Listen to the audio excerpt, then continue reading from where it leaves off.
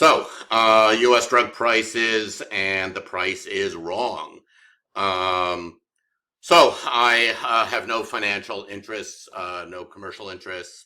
I am on the voluntary board of directors and the executive committee of Physicians for National Health Program, a nonprofit, nonpartisan educational issue advocacy organization. I don't receive any financial compensation for them either. It's purely voluntary, and as a board member, I'm actually expected to fundraise. So the outline for today, a quick re-review of what is single payer. I promise it's brief. And then we'll have a compare and contrast of the trend of U.S. prescription drug costs, as well as comparisons of U.S. prescription drug costs to the other rich capitalist democracies around the world. I prefer that term than, say, Western countries or something like that, because I'm certainly including Japan and Taiwan and South Korea in that list.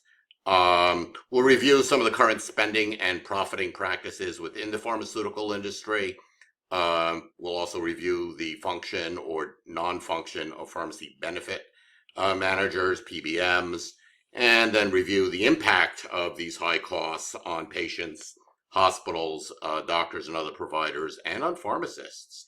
And then we'll conclude with some things that we can do both in the shorter term and longer term. So quick point about single payer, just to review from last week and how it connects in with prescription drug prices. So single payer, a single public agency, would organize the healthcare financing.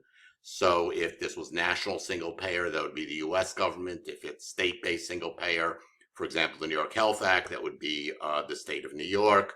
It would include all the bills are designed to include all medically necessary services without copays, deductibles, out-of-pocket costs, other point of service costs. That medically necessary services always scares people. Remember, that's the way all insurance is phrased. So that's the current system. Medical, inpatient, outpatient, mental, dental, long-term care, both home care and residential nursing home care. And that's a huge thing because there is no good coverage for that currently whatsoever. Hearing and vision.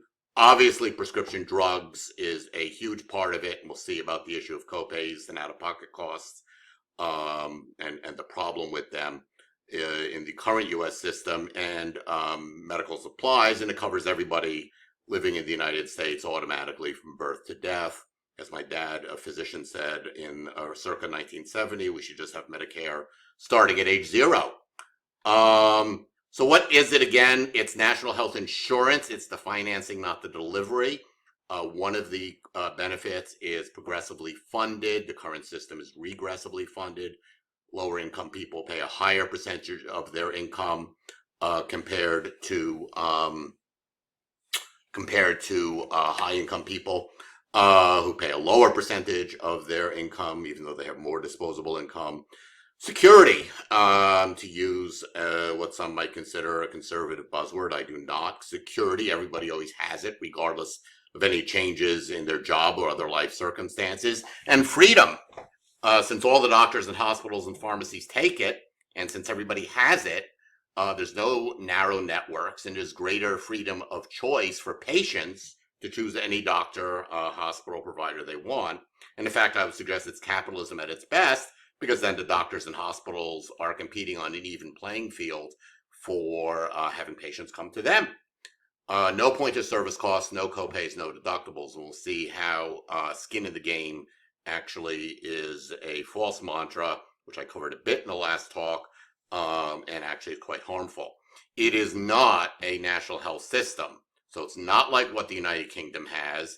It's also not like those wildly socialist organizations that have a national health system in the United States, namely the Department of Defense and the Veterans Administration system of healthcare. That was sarcasm or a joke. But, you know, it's kind of odd that some of the most conservative organizations we have in the United States actually have a national health system where the hospitals and doctors are actually direct employees of the government. So it's the delivery of the healthcare services, which continues to be provided by the same mix of mostly private entities. It's the financing that is universal. So we have bad bang for the buck here in the United States. This is a graph showing life expectancy between 1970 and 2018. Life expectancy in the other OECD countries in the gray, and on the x-axis, it's health expenditure per capita. This is in constant dollars. And what we see here is the United States was always towards the bottom on that axis, but it's increasingly diverging away. And so we're getting less and less bang for our buck over time as our life expectancy does worse and worse compared to other countries, and our health expenditures per capita are going up.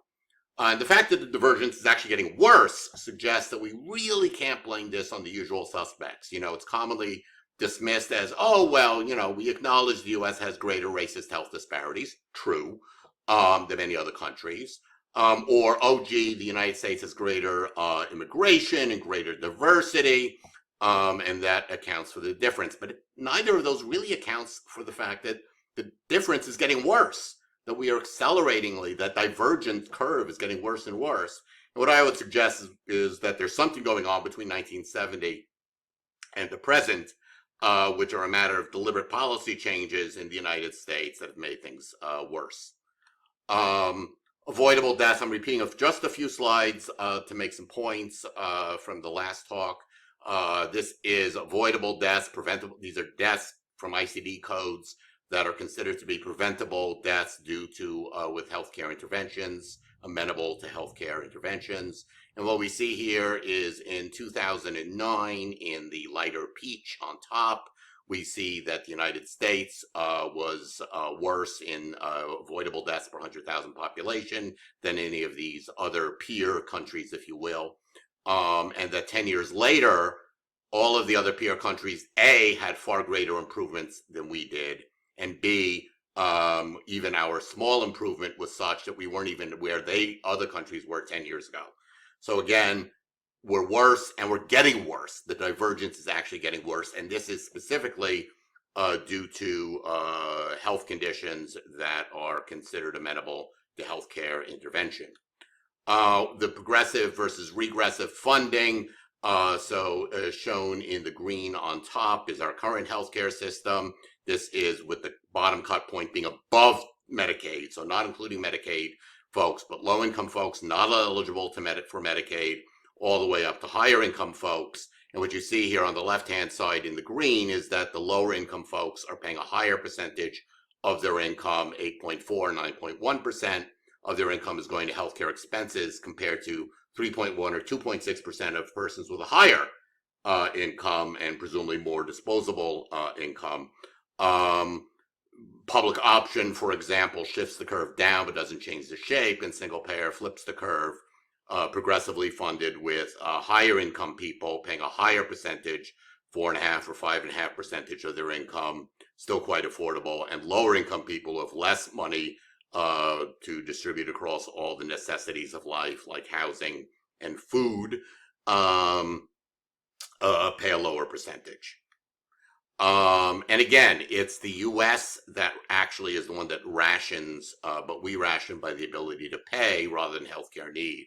And again, I had a whole bunch of other slides in the prior talk showing that it's not that the claim of, oh, those other systems are restricting care, saving money, providing it to everybody because they're somehow rationing or restricting access to care. Actually, it's the US that, of course, restricts access to care, but we do it by income. And what this was showing was self-reporting across multiple countries using the same methodology, percentage of persons reporting any cost-related access problems to getting medical care in the past year. And what we see here is on the far right in the United States, amongst lower income people, 50% of persons reported cost-related access problems, as you'd expect for lower income folks. But even higher income people, 27% reported it, and that's as high or higher than the low income folks in other countries. And this is by 20th percentile, so quintiles. Again, the United States, even our higher income quintile has worse access problems due to out-of-pocket costs or total costs by self-report than do the lower income folks in other countries. So in general, the solutions to, oh, healthcare is too expensive over the last 40 years or so has been that the reforms, quote unquote, is to make it more expensive, more out of pocket costs. That the mantra is, well, patients need to have more skin in the game. There's alleged overuse. Exactly how the claims of overuse on the one hand jibe with the idea of, oh, we have greater access and it's the other countries rationing. I don't quite get exactly how that's working. If then the goal is on the traditional reform has been to make it more difficult to get.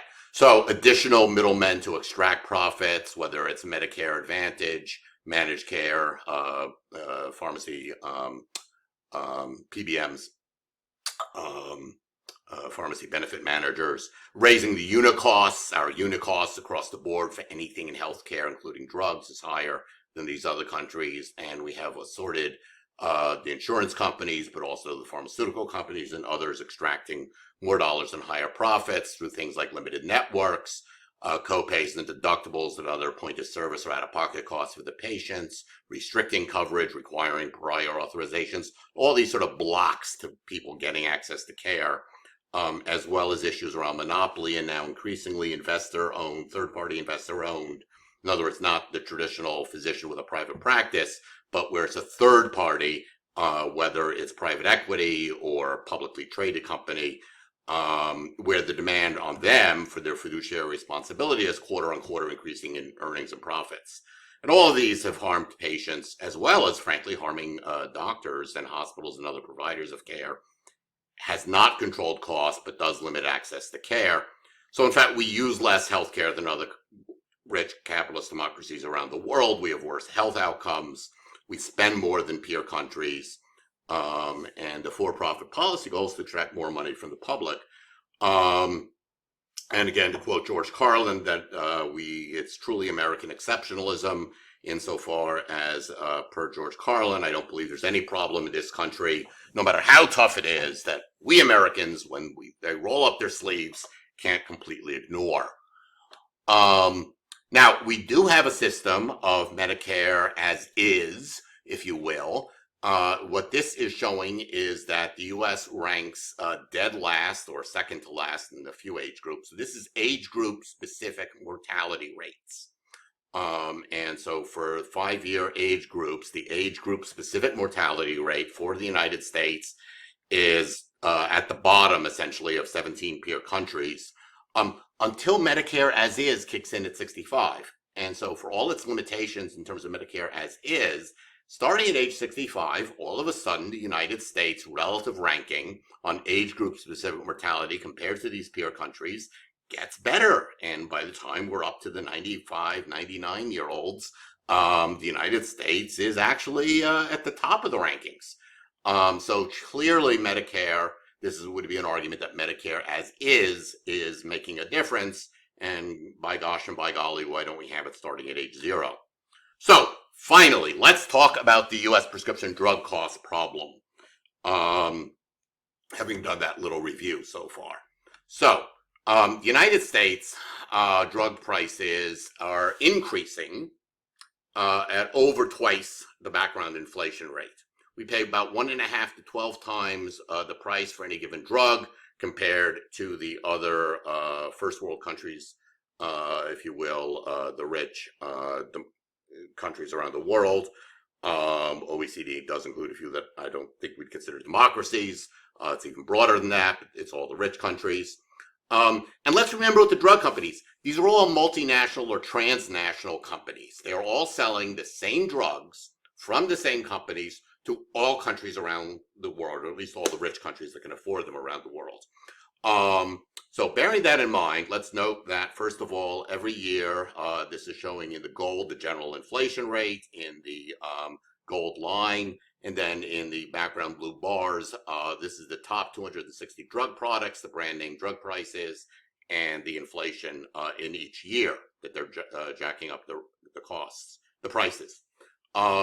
And so what we see here is that between 2006 and 2019, and continuing on to 2020, Year on year, the increase adds up cumulatively, um, year upon year, so that brand name drug prices over 380% increase, and the generics, which were supposed to be a cost control mechanism, but bad news, they cheat, over 700% increase.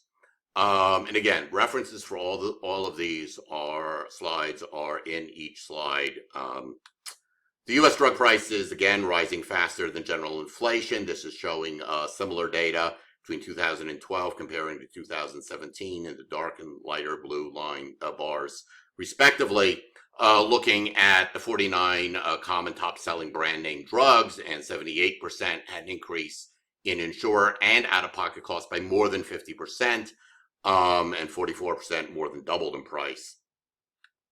Again, if you look at the brand name originator drug prices as a percentage of other countries' prices for the same drugs, what you see is roughly across these particular countries over 3 times the price. So the U.S. is paying over 3 times, over 300% the price. Again, another way to look at it, at some specific drugs in the United States compared to Canada, France, and Germany. Even after discounts, in column 1, the U.S. price after discounts for a bunch of common drugs, Humira, Advair, etc., Crestor, which I am happily on myself, that's a statin. And again, what you see here is even after various price discounts are factored in, other countries are roughly half or less than or a quarter of the price. Canada's about 60%, and the other countries are about 3/4 off. And on average, roughly half for this particular list of common drugs. We spend more per capita on drugs, and as we'll see, it's not because we're prescribing less, it's the unit cost again, but this is showing prescription drug price per capita spending on prescription drugs. And of course, a higher percentage of this is out of pocket for patients in the United States compared to other countries. And again, once again, drugs are more expensive in the United States. This is just showing a different comparison, comparing the ratio of the GDP per capita and the average ratio of the drug price to the US. So the ratio of GDP per capita in the US in the blue, and the ratio of the average drug price to the US in the, let's call it peach. And by the way, this is for the Ways and Means Committee when they were analyzing implementing some reforms on the US drug pricing. And this is under the Medicare Part D prices, which is where the fight has been about being able for the government to be able to negotiate prices, which is what every other country does. So every other country that has some form of a national health coverage negotiates the drug prices with the drug companies, the same drug companies, the same drugs. They negotiate, we don't. Again, this is average outpatient drug spending for older adults with heart failure and diabetes. So again, these are folks who have a fair amount of significant illness. They have both congestive heart failure and diabetes. They obviously need their medications. This is not overuse. Other countries, compared to our public system of Medicare, other countries' public system is paying less. And yet the number of drugs that people are on is roughly the same. So what we're seeing here is the cost per unique drug in the lighter green, and the number of unique drugs prescribed in the blue and darker blue. And so what you see is in the darker blue, the United States is certainly not higher than any of the other countries by any significant amount. Several of the other countries are higher, significantly higher in the number of drugs they're prescribing. Some are slightly lower, but you can see the U.S. is probably on average slightly below the median of the others. But of course, our costs are much higher per the lighter green. So again, if before I was using the prices wrong, let me switch over to Sesame Street and suggest to you that one of these prices is not like the other. So for example, for this insulin, that's what France, U.S. is paying $3.73, France is paying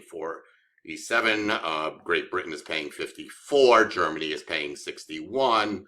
Oh, I think 54 is Australia and 64 is Great United Kingdom, and the Canada is paying 67. So you can see there's kind of a convergence in the other countries and what they're paying. Somewhere around $50, $60, something like that for the other countries. And for some reason, for the same drug from the same company, we're paying $373. Again, Advair, same drug, same combo drug across multiple countries. France, Australia, Germany, United Kingdom, Canada, and poof, the United States. So again, one of these prices is not like the other. Why? Well, let's take a pause for a moment and see what one of the outcomes is. So one of the outcomes for this is that the pharmaceutical industry is leading within health industry overall. The pharmaceutical sector is leading in industry profits. Again, this is not how much revenue they're generating. This is actually profits that they're generating. And by the way, this is only for firms that are in the Fortune 500.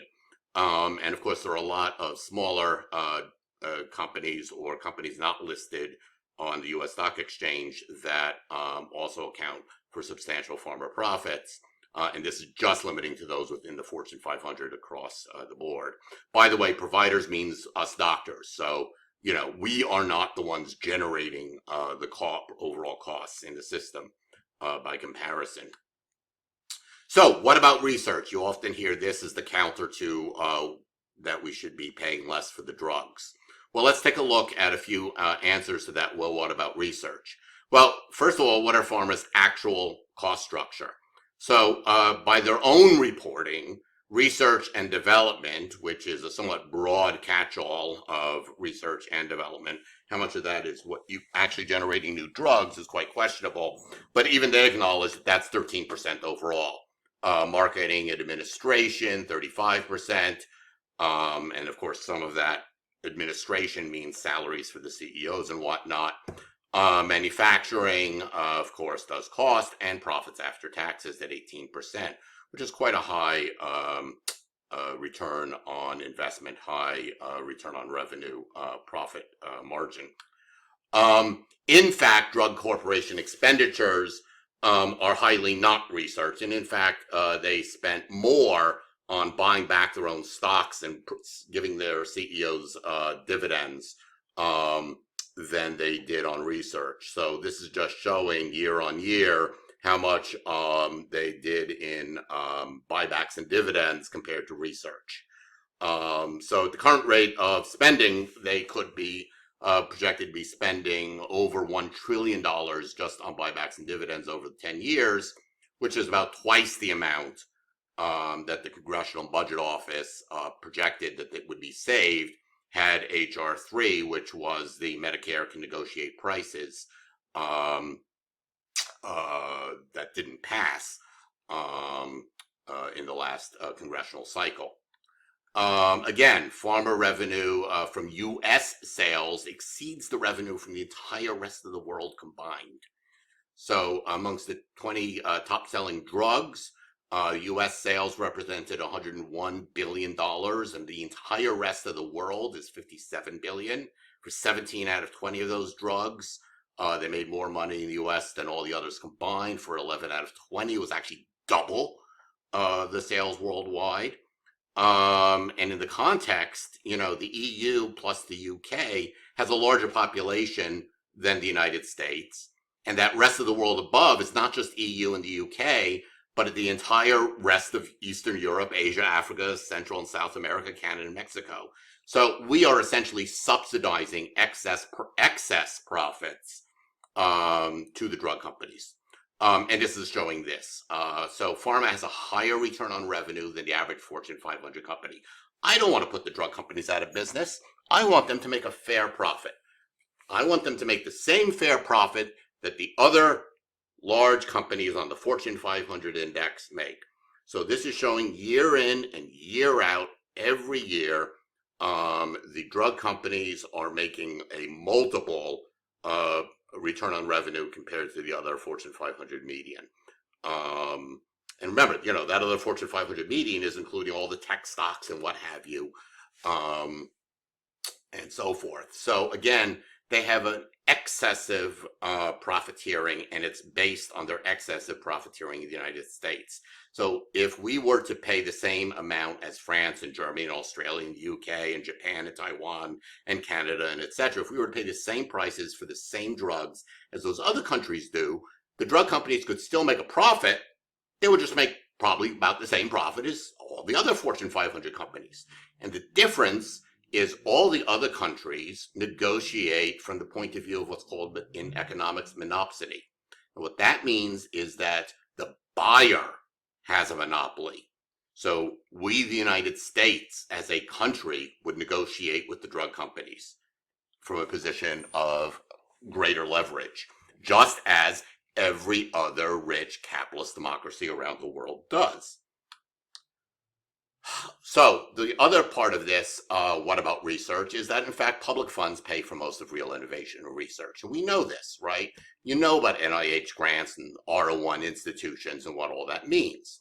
So the Pharma claims that they spent $83 billion in research, for example, in 2019. Congressional Budget Office, the official mainstream centrist organization advising the federal government, from within, with appointees from both political parties, reports that over half of that so-called research was really just either FDA mandated clinical trials for drugs that already were coming online, or incremental line extensions, meaning new doses, new delivery systems, new combos of already existing drugs, or post-approval testing for safety monitoring and marketing. In other words, not bringing on actual new drugs. Accounted for over half of that amount. They said that the cost is 2.6 to 2.8 billion per new drug. Independent review research indicates it's under $1 billion. The bottom line is NIH is the major source of basic science medical research. And we saw this, for example, just this year or in the past couple of years with the COVID vaccines, right? So the mRNA research was all publicly funded, either in the United States or some of it in Germany and the UK as well. And that was the basic science that won the Nobel Prize. And it's several steps down the line where they then begin to develop the COVID vaccine. Yay. But again, basic research along the way was publicly funded. And even Pharma in their own acknowledges that at least 1 out of every $3 spent on drug research is coming from the taxpayers. NIH contributed to every single one of the new drugs that was approved by the FDA. And that doesn't even account for the fact that in addition to the NIH grants, it's tax advantage dollars that are supporting all of these research foundations, tax exempt research foundations, tax exempt donations to the research foundations and academic medical centers, various other R&D tax credits. So all of this is courtesy of the US taxpayer. And of course, other countries have their equivalent of NIH. And, the UK and Germany are also supporting basic science research that leads to drugs. I would say it's not always this bad. Let's point out that so-called patent rights are not actually some sort of naturally occurring right. They are intellectual property law that are created and defined by the government. And that changes. And it's been pretty much one-sided over the last 60 years of changing patent law to favor companies over people. Most infamously in the case of drug companies, and some things had started shifting in the wrong direction even before the Bayh-Dole Act, but most infamously the Bayh-Dole Act in 1980, and I remember this in college, I was reading about it, going in and the arguments over it. But before the Bayh-Dole Act, patents from publicly funded research, in other words, if the NIH paid for the research that resulted in a patentable new drug product, then the public, the taxpayer, shared in some fraction percentage of the ownership of that patent. The Bayh-Dole Act eliminated that. Why? Well, it was the beginning of having sort of that connection between genetics and pharma, and they realized there was going to be both more basic science involved and also more profit making. So this was, for example, when the first human insulin was being developed at a research basis, and they could foresee where the profits were headed. So after the Bayh-Dole Act, only the university or PI on the grants could receive the taxpayer funded, and the corporations doing the further development, only they could share in the patent, even though the taxpayer had paid for at least some portion of the research. And it was actually illegal for the NIH or the public to make a claim on it.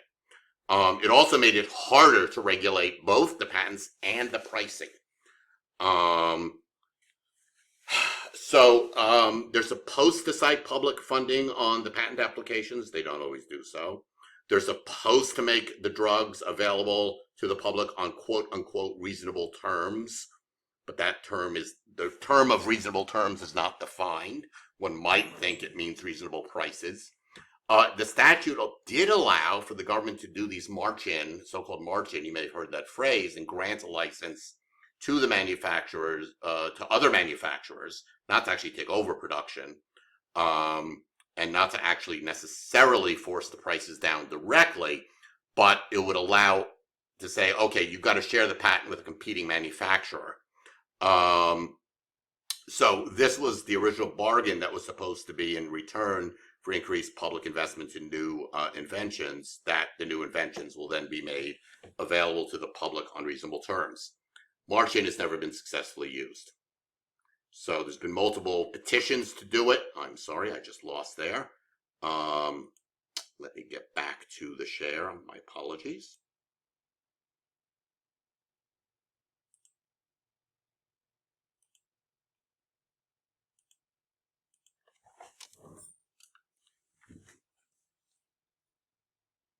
So I hope we're back showing. Can you see this now? Can somebody yell out that you're seeing it properly? Thank you. And they've all been rejected. So, and in fact, behind the scenes, industry lobbyists are always trying to even weaken the Bayh-Dole Act protections even further. There is patent abuse. This means basically trying to find what sneaky ways to extend the patent on a given product. Humira, a runaway bestseller biologic, in 2017, it was the #1 best-selling drug in the world. Number 2 was Lipitor. And in terms of the lifetime of the drug. Anyway, example is on the same drug, Humira, 247 different patents have been applied for. So we fiddle with the dose, we fiddle with the combination, we fiddle with the vehicle that it comes in, we fiddle with what other things are in it, in addition to the active product. And the goal is every time you put in a new patent, you can delay the competition and delay allowing generics. And you can, keep your solo patent and keep the prices up. So what about lobbying? Well, we have a problem with lobbying in the United States where other companies have a greater influence on Congress and other politicians than humans do, or the humans in charge of those companies have greater influence. And what you can see here is that pharmaceuticals and health products are at the top of the amount of lobbying done to Congress. And, this is in part because there is an active fighting for lowering drug prices, and they're fighting back, and they have a lot more money. Again, the lobbying, there's basically, again, just another way of showing the lobbying on pharmaceuticals in terms of the number of clients and the number of lobbyists as a percentage of former government employees.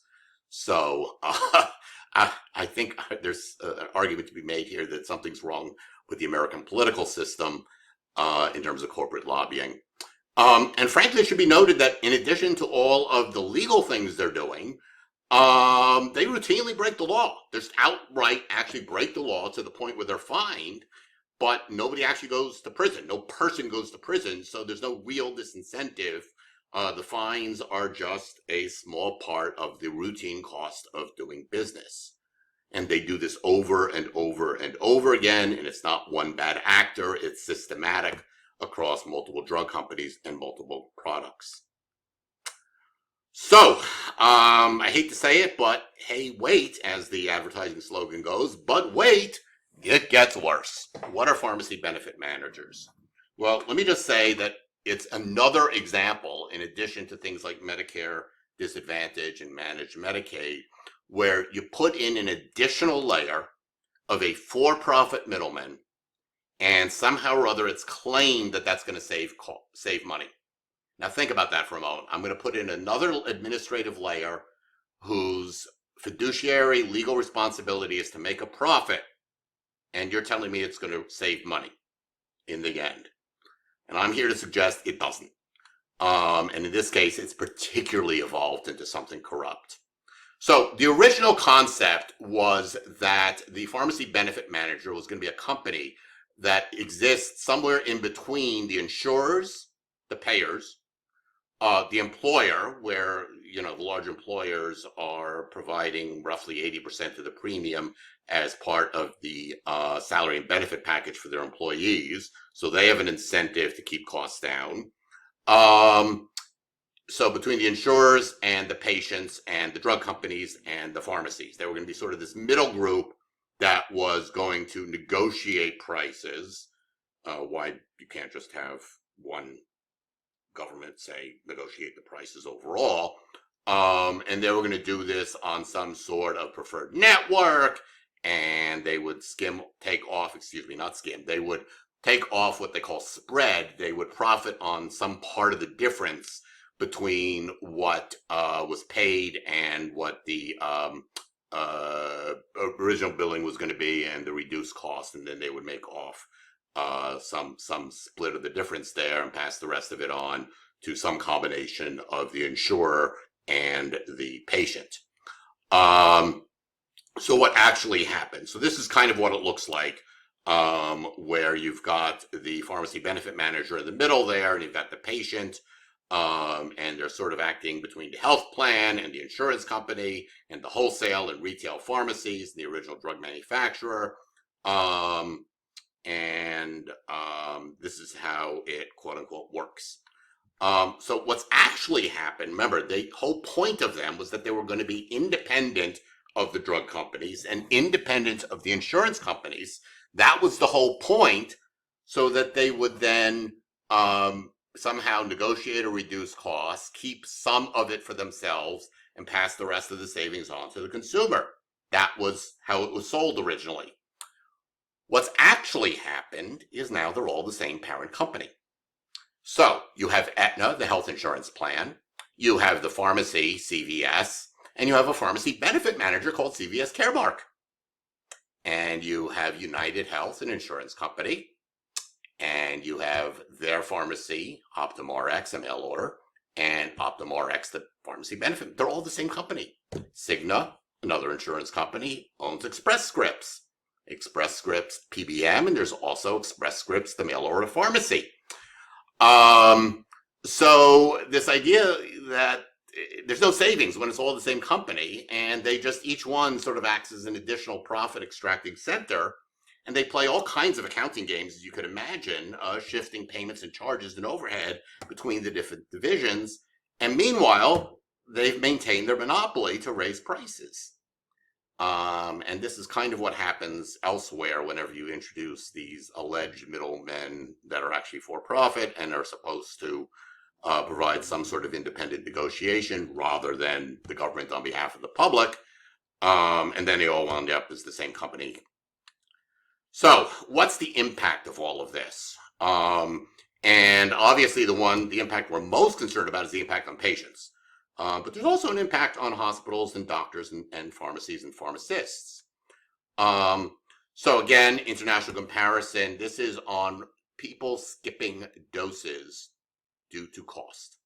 So this was done for persons 55 and older across all these countries. 55 and older, these are folks that are more likely to be taking medications than younger people.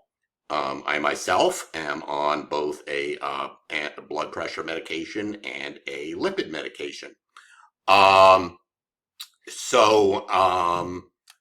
We have a far higher rate of people that are not sticking to their prescribed drug therapy because of cost. And again, this is that international comparison on patient behavior, if you will, because of out-of-pocket costs. Again, a better term than the patients not behaving themselves is cost-related medication non-adherence. How's that for a tongue phrase? And again, another study showing the higher rate across multiple countries. And again, this is showing in the United States the difference by how good the coverage is. So for folks that are insured with quality insurance all year, it's lower than people with high out-of-pocket costs despite insurance. In the second column, folks who had gaps in their insurance because of churn on and off different eligibilities, on and off different insurance over the course of the year, and people who are completely uninsured at the moment. The completely uninsured at the moment probably includes people who self-perceive themselves as healthier and therefore were less likely to feel the need to get insurance and less likely to use drugs, prescription drugs. So there's a whole thing about quote unquote skin in the game. That's the phrase you'll hear. This is copay. So the idea is, well, we need to make sure that there's out-of-pocket costs for the patient so they don't overuse the service, right? This in economic terms is referred to as moral hazard. In the common language that was used around when the ACA was being debated, the term was skin in the game. And this argument about you have to have copays, otherwise there's going to be overuse. And I'm here to tell you that, again, going back to the prior talk where we went into it in more depth about why that's not true. But the bottom line is skin in the game. Increasing copays literally kills. So what this study was doing, and again, this was from the National Bureau of Economic Research, an arm of the government, a bunch of economists. It's been updated a couple of times. So I think there may be a 2022 or 23 version of this under the same link. Their percentage of change, so an increase in copay of $10.40 as an increase. So this is first year Medicare enrollees who flipped from one kind of drug coverage to another. Those that had the increase, $10.40, which was a 34% increase in the copays, did indeed have less use of the prescribed medicine, right? So this is assuming that a physician prescribed it for a valid reason, and these are Medicare enrollees, so they're over 65. And what we saw was indeed they had filled the prescriptions less for the statins, less for beta blockers, less for their ACE inhibitors, less for their thiazide diuretics and their oral diabetes medicines, less for their ARBs, inhalers for asthma and COPD, and so forth. So the total prescriptions filled was down 22%, and the mortality was up 33% in those that had the higher copay.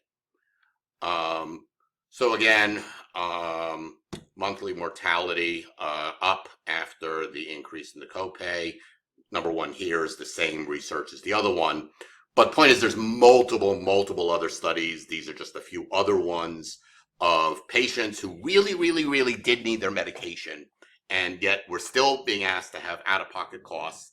And where the out-of-pocket costs went up, the compliance with actually taking the medicine went down, and the clinical outcomes got worse.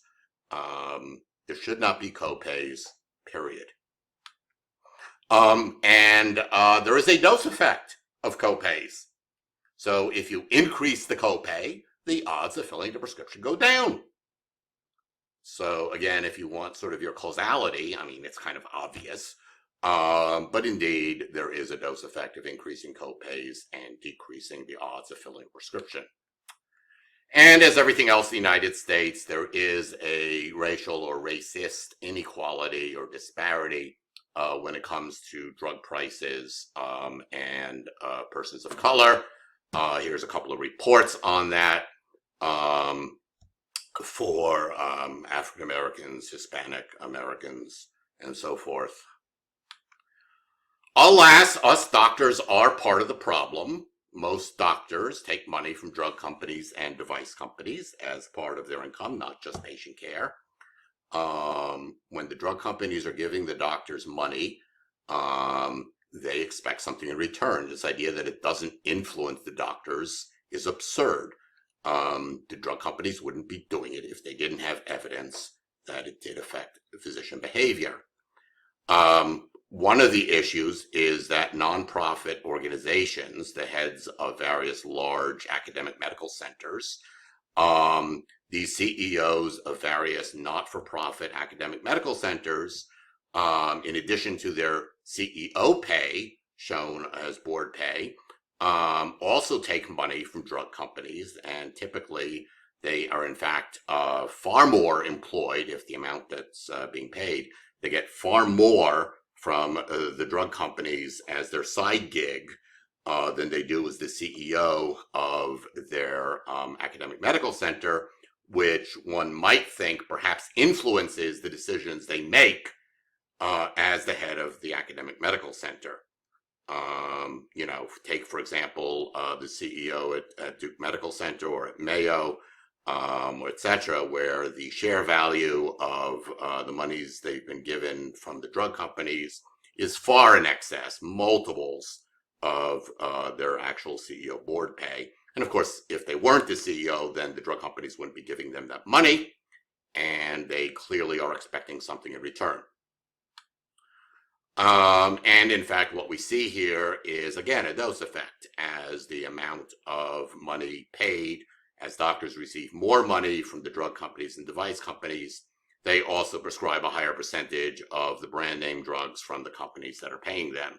And this is across all fields. Psychiatry and cardiology are perhaps the most infamous for this, perhaps, but it's really across all specialties. It's an impact on hospitals. I mean, it's largely hidden in terms of direct costs to the patient, but the inpatient drug prices are also continuing to increase. And this is causing an increase in either the cost of hospital care and insurance care and the amount charged on patient discharge, or it's causing a problem for the hospital's own financial security if they are not being adequately reimbursed, as the amount they have to pay for drugs keeps going up.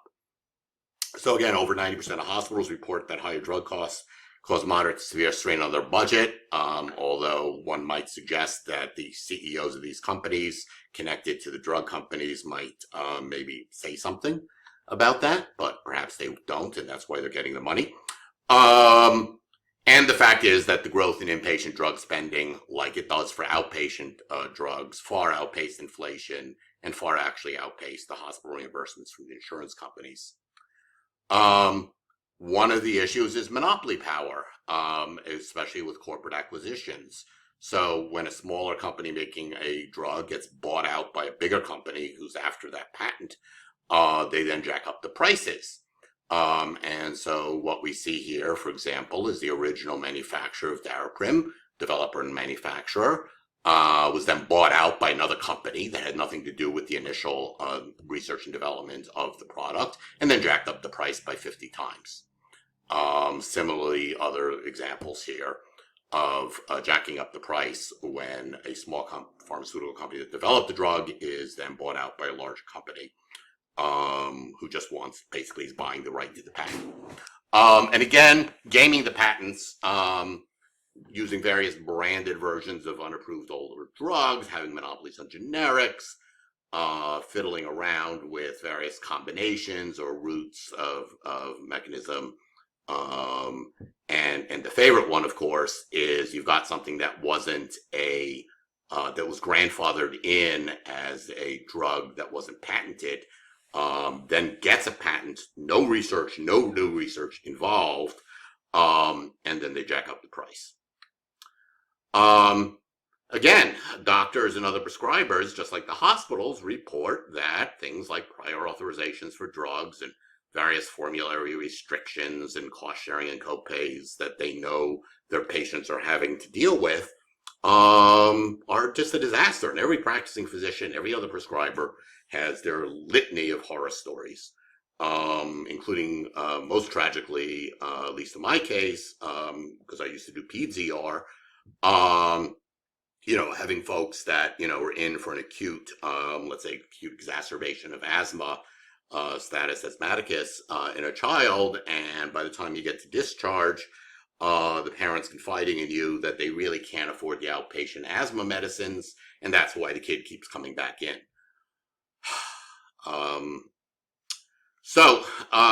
What about the pharmacists? Well, they're the ones that are at the front line. I don't know if you ever, been to the pharmacist, dropped off your prescription, came back to get the drug, and then were shocked by the copay or the deductible. But they're on the front line facing the patients, right? Not the insurance company, not the drug company, but the pharmacists are on that front line dealing with the patient frustration and the brunt of their anger. There's additional problem of monopolization with CVS and Walgreens and so forth, monopolizing the chain pharmacies and putting all the mom and pop pharmacies out of business. And pharmacists and employees have been increasingly poorly treated, overworked, and burnt out. So gotta have that, there we go. As the intermediary, the pharmacist is taking the brunt of it. So, in conclusion, what can we do? Well, if we were to get single payer in any form, with that, again, this is the lived experience of every other rich capitalist democracy around the world. So, over 80% of the rich world's population has something like this. So when we say, oh, it's pie in the sky, well, what you're saying essentially is that's good for the other 80% of people, but it's impossible for the U.S. because for some reason the U.S. Can't accomplish what every other country can do, what every other peer country can do. But monopsony, the buyer has the monopoly power, so the single government entity would have consolidated power to negotiate the drug companies for the lower prices, like every other rich capitalist democracy around the world.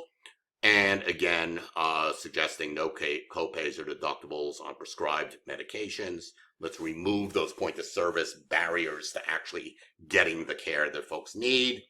And have some transparency on the medication formulary. I mean, right now you go in, you have no idea whether or not your drug is covered. They change these the drug insurance companies change their formularies every 6 months, not even once a year, every 6 months.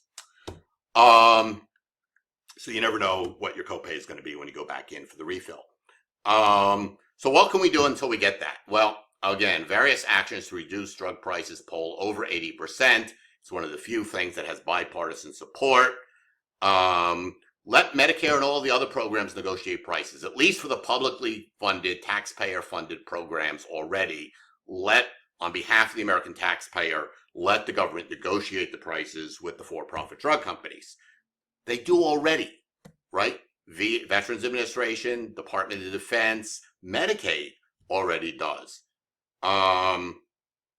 Basically, this is what those PBMs were supposed to do, but of course don't. And again, every other wealthy capitalist democracy does it. Now, we've had some progress under the current administration and the first year of the Biden administration, where they were able to pass some very limited reforms. One thing you need to be careful about when they have these negotiations and they say, oh, we've made some changes, is did they actually negotiate a reduced cost of the drug? Usually not. Did they have some sort of cost cap, copay cap, or out-of-pocket caps? Usually it's something along those lines. And one of the issues there is if there's a copay cap, that only applies if you have insurance.